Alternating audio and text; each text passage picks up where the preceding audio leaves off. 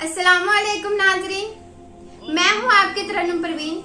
आप देख रहे हैं फरियाद टीवी उर्दू।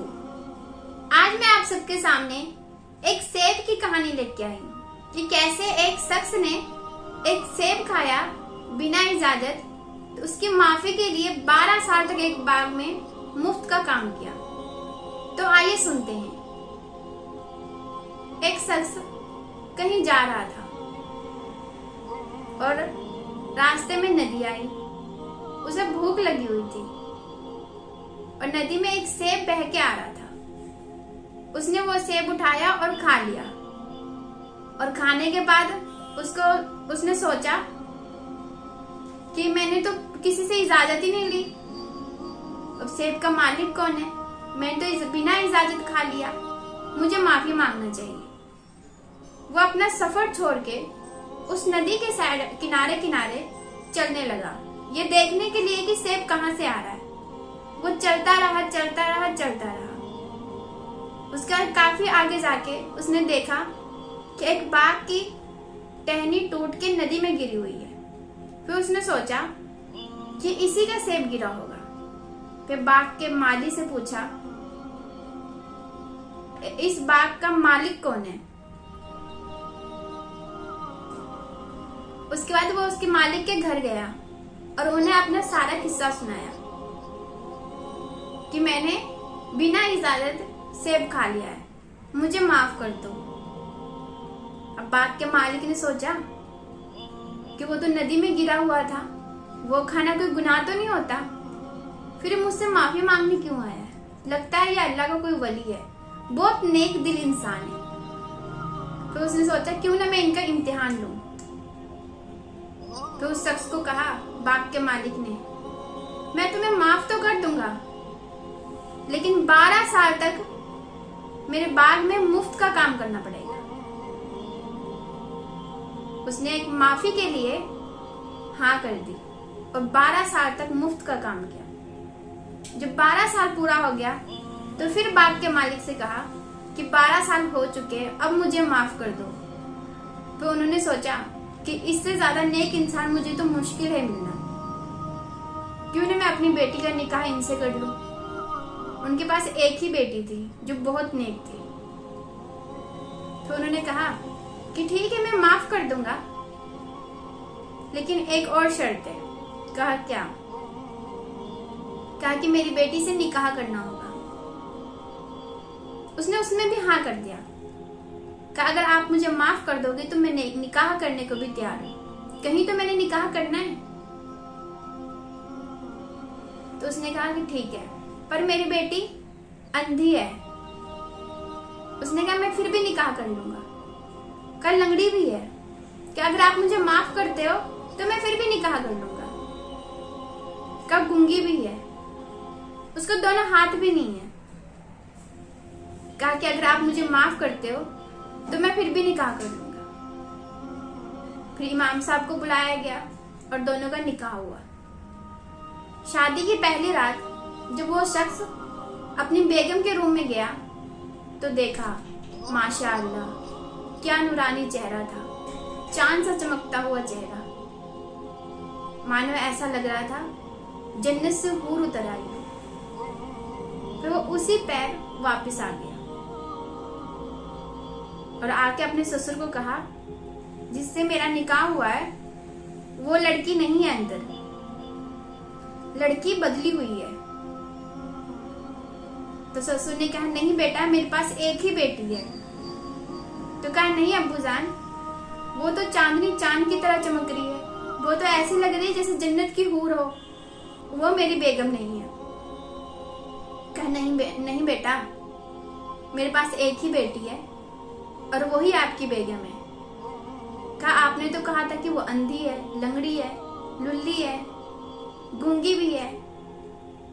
कहा बेटा, मैंने ये सब इसलिए कहा था क्योंकि उसने कभी गैर मर्द से बात नहीं की, इसलिए वो गूंगी हुई। उसने कभी अपने घर से बाहर कदम नहीं रखा तो वो लंगड़ी थी। उसने कभी बाहर की दुनिया नहीं देखी तो वो अंधी भी थी। उसका कभी किसी ने हाथ नहीं देखा वो लुल्ली भी थी। मेरी बेटी बहुत नेक और बहुत पर्देदार है, इसलिए मैंने ये सब कहा।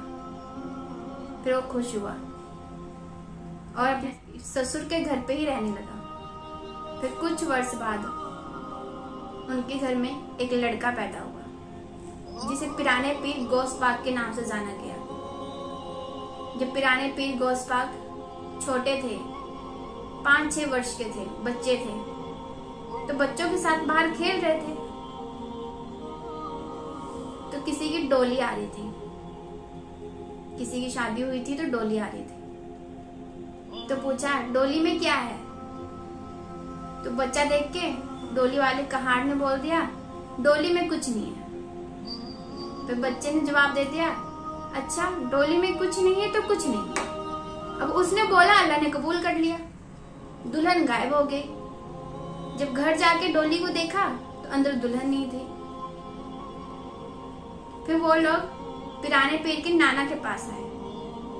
बोला कि आपके नवासे ने ऐसे ऐसे बोला और ऐसे ऐसे हो गया, दुल्हन गायब हो गई। तो उन्होंने कहा कि बच्चा है, थोड़ा मिठाई थोड़ा पैसे देते हैं, उससे ये बुलवाते हैं कि डोली में दुल्हन है। फिर काफी कुछ बच्चे को खाने पीने को दिया, लेकिन बच्चे बोलने को तैयार ही नहीं।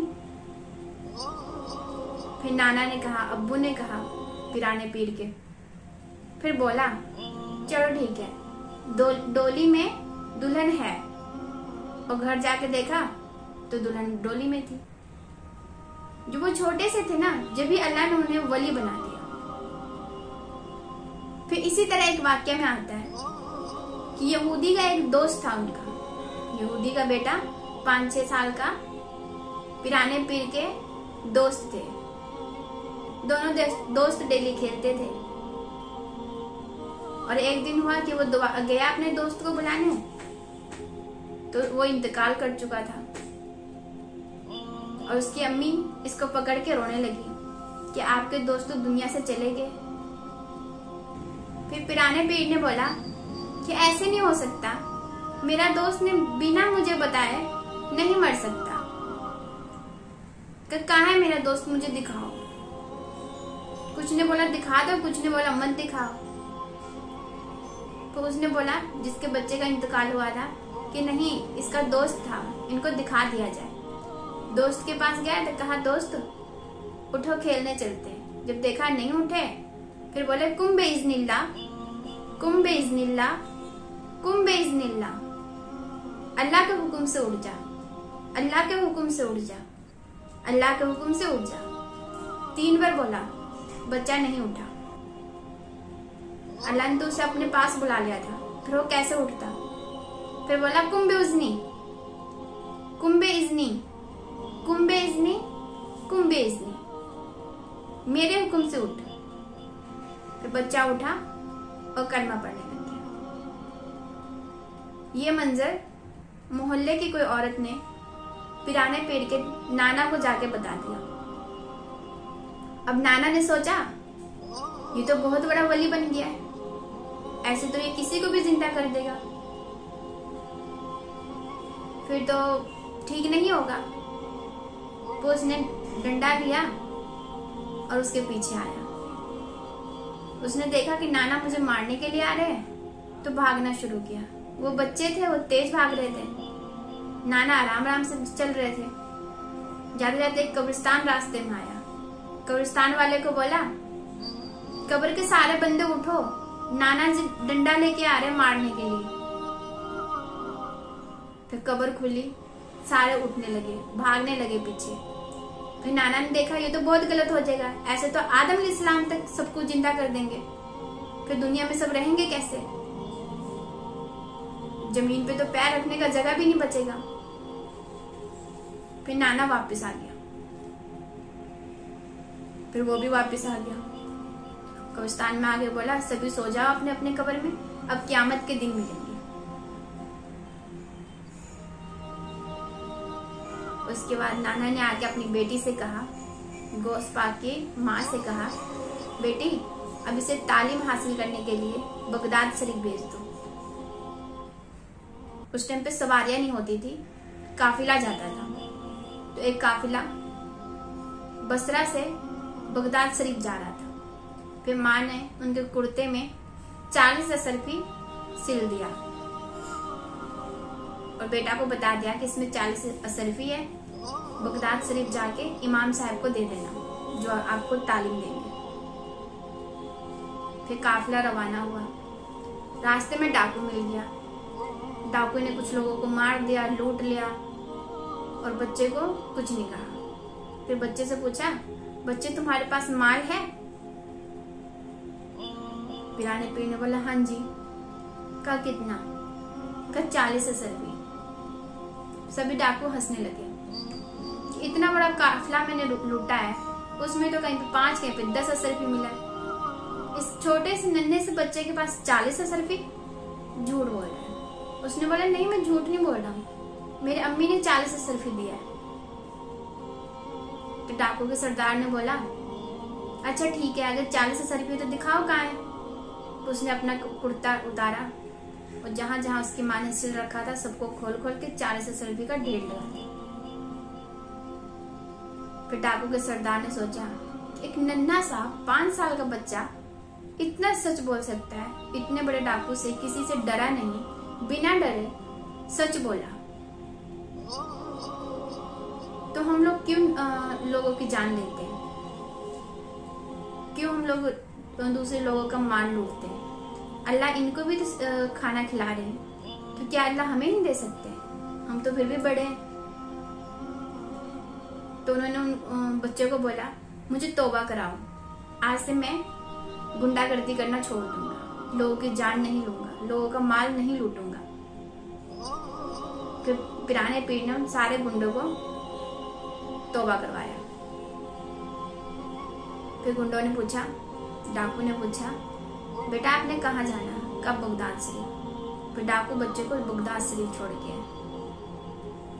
आज जब मदरसे में गए तो इमाम साहब ने बोला पढ़ो अलिफ बा। उसने अलिफ बा से शुरू करके कुरान शरीफ के 18 पारा तक सुना दिया बिना देखे। इमाम साहब ने बोला आगे पढ़ो। कहा आगे नहीं आता। तो कहा इतना आपने कहाँ सीखा इतनी छोटी सी उम्र में? कहा माँ के पेट में। जब मैं अपनी माँ के पेट में था तो मेरी अम्मी कुरान शरीफ पढ़ती थी, वो मुझे याद हो गया।